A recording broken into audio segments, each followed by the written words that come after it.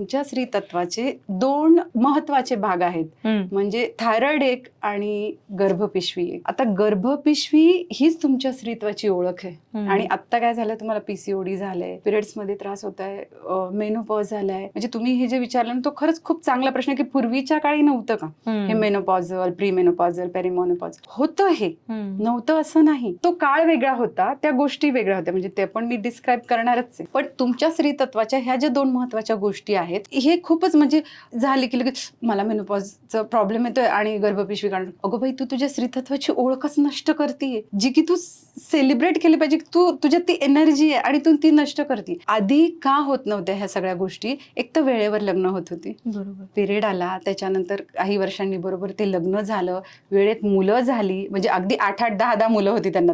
आता इथं 1-2 मुलं होणे हे पीसीओडीचे आणि ह्याचे त्याचे त्रास सुरू. ते सायकल जे होते ना ते.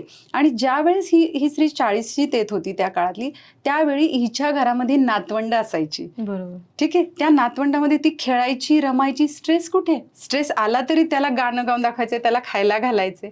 दुसरं महत्वाचं की आता जे आहे ना की बाबा हे स्ट्रेसचं जे म्हणताय, वैशाखामध्ये लग्न झालं की आषाढात मुलगी घरी असायची. महिनाभरात तिने तिथं काय अनुभवलंय, काय तो स्ट्रेस सगळा रिलीज व्हायचा तिचा आषाढामध्ये. आणि पंचमीला ते श्रावणात पंचमी, त्यावेळेस गाणे विणे गाऊन करून ती परत सासरी जायची, परत मंगळागौर आली, परत दिवाळी आली. सो हे जे गेट टुगेदर्स होते, हे जे येणं जाणं होतं, कोणीतरी काकू खूप जवळची असायची, कोणीतरी मावस बहीण खूप जवळची असायची, कोणीतरी शेजारच्या ताई खूप छान असायच्या, त्यांच्याशी मनमोकळं बोलल्या जायचं.